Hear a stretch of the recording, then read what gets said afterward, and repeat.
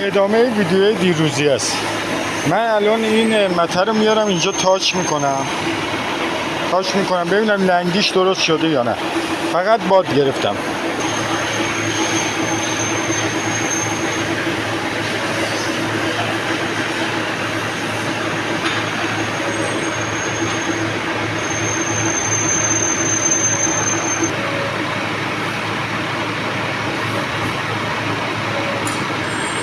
خب بچه ها، در حقیقت من اینو باد گرفتم، دوباره آوردم تاچش کردم با ساعت، اما یه خورده کمتر شده نسبت به قبل.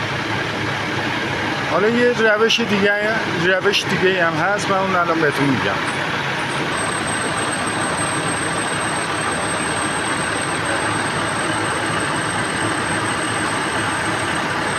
بچه ها این همون مته است.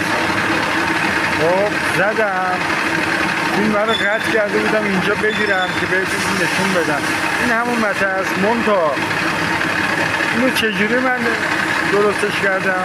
اومدم 2 تا تقه به مته زدم، با ساعت دوباره چک کردم، دیدم دوباره همون 500 اینا میزنه.